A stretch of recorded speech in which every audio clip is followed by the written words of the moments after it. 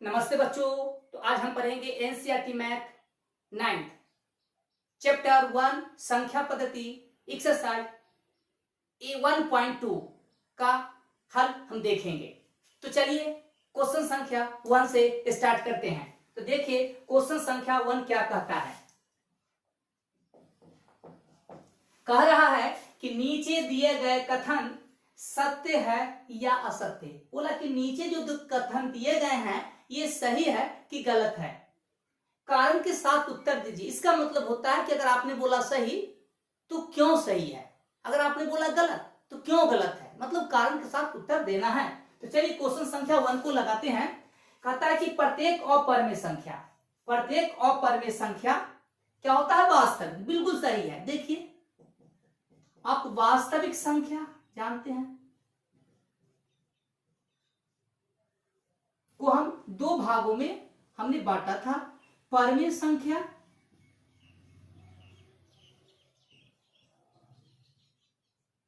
और अपरिमेय संख्या। तो बताइए हमने वास्तविक संख्या को दो भागों में बांटा। मान लीजिए कि आपके पास 1 कुंटल चावल है, इसको दो भागों में बांटिएगा तो प्रत्येक भाग में क्या होगा, चावल। तो अब बताइए परिमेय संख्या भी वास्तविक और परिमेय संख्या भी वास्तविक। तो हम कहेंगे कि बिल्कुल कथन सही है कि प्रत्येक, कहां गया, प्रत्येक अपरिमेय संख्या, प्रत्येक अपरिमेय संख्या क्या कहलाता है, वास्तविक ही कहलाता है। आंसर क्या होगा, सही है। आंसर क्या है, सही, मतलब सत्य है। क्या है, सत्य है। तो लिखेंगे सत्य है, कारण क्योंकि क्योंकि क्योंकि वास्तविक संख्या के परिवार में, लिख लीजिए परिवार में, परिवार में अपरिमेय संख्या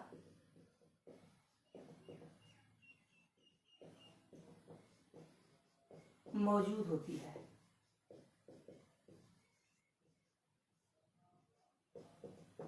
होती है। क्वेश्चन 2 देखिए, संख्या रेखा का प्रत्येक बिंदु। तो पहले जानिए कि संख्या रेखा का प्रत्येक बिंदु वास्तविक संख्या होता है। तो क्या बोला कि संख्या रेखा का प्रत्येक बिंदु √m के रूप में होता है, जहां m एक प्राकृत संख्या। तो कहेंगे गलत, असत्य है।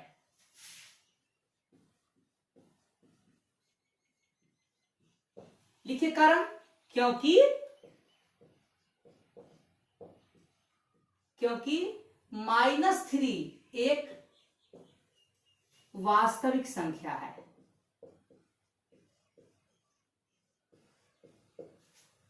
वास्तविक संख्या है,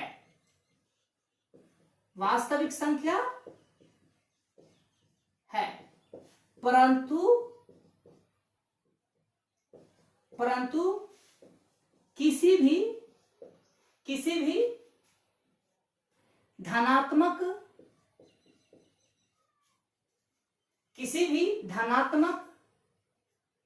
कहा गया क्वेश्चन, किसी भी प्राकृत संख्या का वर्गमूल -3 नहीं हो सकता है।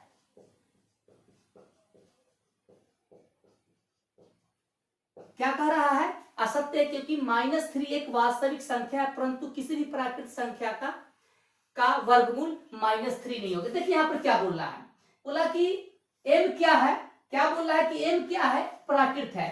तो अगर हम जानते हैं कि किसी भी प्राकृत संख्या का वर्गमूल करेंगे तो ऋणात्मक नहीं होगा। तो -3 क्या है, एक वास्तविक संख्या है। -3 क्या है, एक वास्तविक संख्या है, लेकिन किसी भी प्राकृत संख्या का वर्गमूल -3 नहीं होगा। इसीलिए कथन क्या है, असत्य है। तो चलिए क्वेश्चन तीसरा को देखते हैं। 1 का तीसरा क्वेश्चन,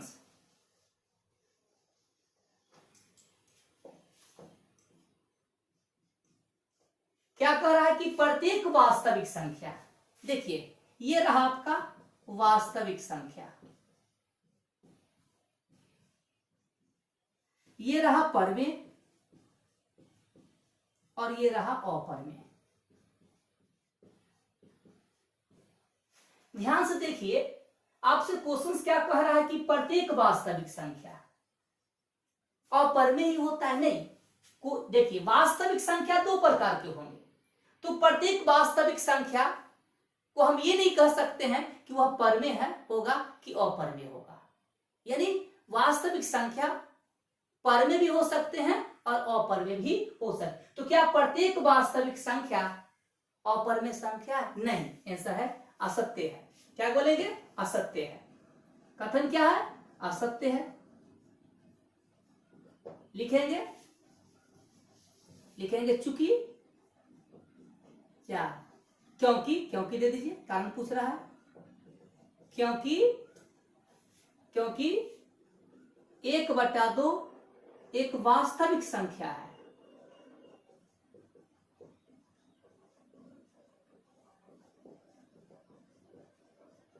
संख्या है लेकिन अपरमेय नहीं।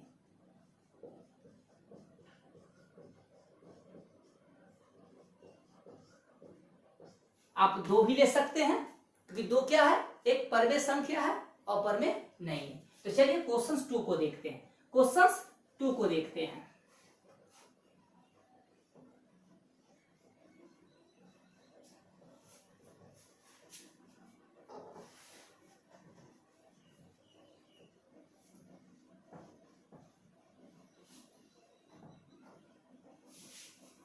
देखिए क्वेश्चन 2 क्या कह रहा है? कह रहा है कि क्या सभी धनात्मक पूर्णांक, फिर से तो पहले आपको हमने बताया पूर्णांक,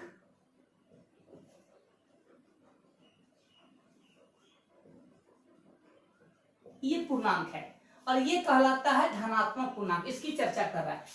क्या सभी धनात्मक पूर्णांकों के वर्गमूल, जैसे 1 का वर्गमूल 1, √2 का वर्गमूल √2 ही होगा, √3 का वर्गमूल √3 ही लिखेंगे, √4 का वर्गमूल 2 लिखेंगे। क्या बोला कि क्या सभी धनात्मक पूर्णांकों के वर्गमूल अपरमेय होते हैं? नहीं। जैसे देखिए 4 क्या है? धनात्मक पूर्णांक, इसका वर्गमूल क्या मिलता है? 2, और ये 2 क्या है? परमेय संख्या। तो कथन गलत है। अपरमेय होते हैं? ऐसा होगा नहीं। बोलेंगे नहीं, क्योंकि नहीं। जैसे दे दीजिए, जैसे √4 का वर्गमूल क्या होगा? 2, जो एक परमेय संख्या है।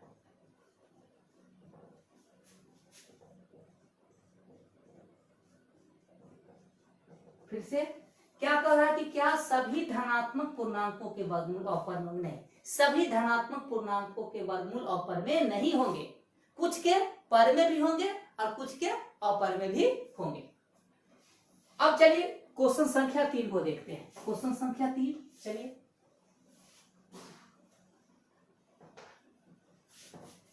अब बोल रहा है कि संख्या दिखाइए कि संख्या रेखा पर √5 को आप किस प्रकार निरूपित करेंगे। यानी कहने का मतलब क्या कह रहा है कि एक संख्या रेखा हमने बनाया। चलिए ये संख्या रेखा है, 0 1 2 3, इधर आप -1 -2 ले लीजिए।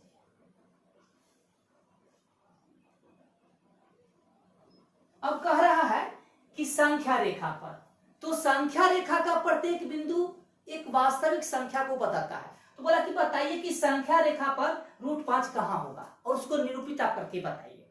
तो पहले देखेंगे कि √5 कैसे मिलेगा। तो पहले आप एक समकोण त्रिभुज बना लीजिए। बना लिया। अगर इसकी लंबाई आप 2 यूनिट लेते हैं, इसकी लंबाई आप 1 यूनिट लेते हैं, तो बताइए कर्म क्या होगा। तो हम कहेंगे 2 का स्क्वायर प्लस 1 का स्क्वायर का रूट अंडर, मतलब 2 का स्क्वायर 4, 1 का स्क्वायर 1, उसका रूट मिला √5। तो बताइए कि इसकी लेंथ कितनी होगी, √5 होगा। अब हम क्या काम करेंगे, इसकी लंबाई का एक चाप काटेंगे और ये चाप जहां पर संख्या रेखा को कट करेगा वही पॉइंट 0 से लेके उसकी दूरी √5 होगी। तो पहले √5 दिखाने के लिए आपको संख्या रेखा पर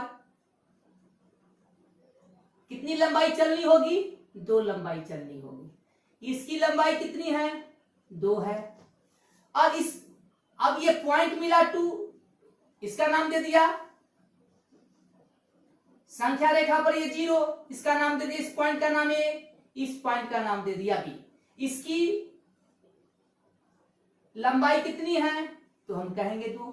अब इस पॉइंट जो B है इस पर आपको लंब डालना होगा और उस लंब की लंबाई आपको 1 यूनिट लेना होगा और ये सीधी लाइन लेनी होगी।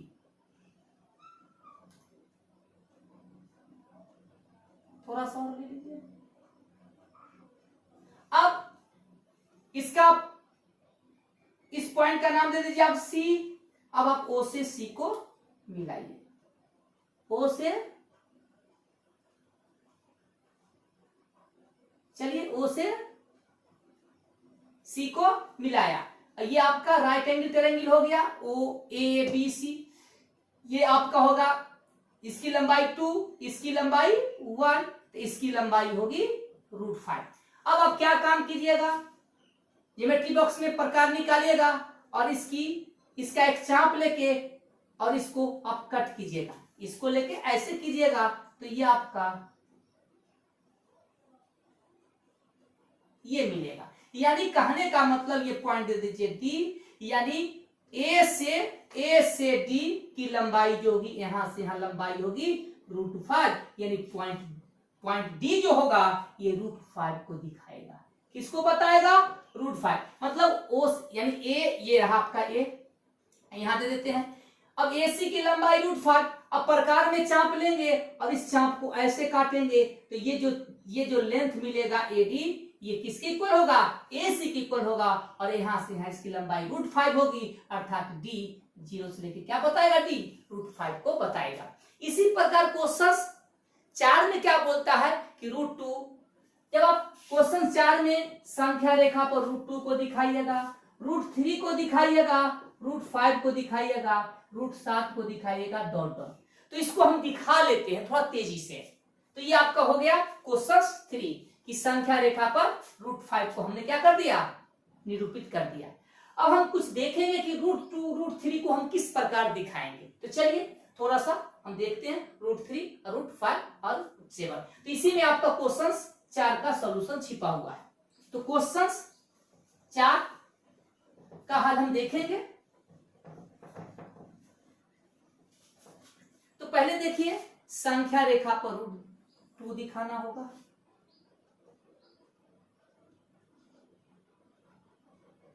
ठीक है, और आगे बढ़ा दीजिए।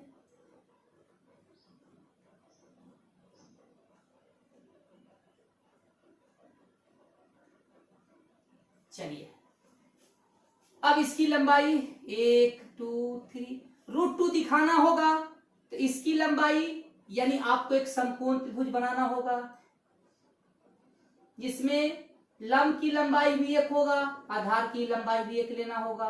तो ये इसकी डिस्टेंस मिल जाएंगे √2। तो अब √2 को दिखाने के लिए यहां से यहां 1 यूनिट चलिएगा और 1 यूनिट लंब डालिएगा और इससे इसको आप मिला दीजिएगा। तो ये आपका 90 डिग्री मिलेगा और ये इसकी लंबाई हो जाएगी √2। अब इसका नामकरण कर दीजिए A, B और इसको आप O ही रहने दीजिए। अब देखिए OB की लंबाई √2 होगा। अब चाप लीजिएगा और इस चाप को आप कट कीजिएगा। मतलब कहने का मतलब इसको ऐसे कीजिएगा तो ये आपको मिलेगा √2। फिर आपको √3 दिखाना हो तो फिर पॉइंट B पर लंब डालना होगा, उसकी लंब की लंबाई आपको 1 लेना होगा। फिर आप O से इस पॉइंट को मिलाइएगा तो इसकी लंबाई आपका होगा √3, इसकी लंबाई √3। फिर इसको लेके आप काटिएगा तो ये आपका ये आ जाएगा, ये आपको मिलेंगे √3। फिर आगे प्रोसेस रखिएगा, फिर लंब यहां पर 1 यूनिट का लंब डालिएगा, ये आपको मिल जाएगा 2। फिर इस पर आपको तो फिर यहां से यहां काटिएगा तो ये आपका √2, ये सॉरी इसका ये इसकी आपको मिल जाएगा 2 मिलेंगे। फिर इस पर 1 यूनिट का लंब डालिएगा, फिर इससे इसको मिलाइएगा, ये √5 मिलेंगे। इस प्रकार जब कीजिएगा तो एक सर्पिल्य बनेगा, है ना। तो यही क्वेश्चन 4 में आपको करना था खुद से। तो अब हम ये वीडियो यहीं पर समाप्त होगा। हम अगले लेक्चर में पढ़ेंगे 8.3। तो फिर से हम आपसे अनुरोध करते हैं कि आप हमारे वीडियो को लास्ट तक देखें और हमारे चैनल को सब्सक्राइब कीजिए, लाइक कीजिए, बेल आइकन को दबाइए और अधिक से अधिक शेयर कीजिए। धन्यवाद।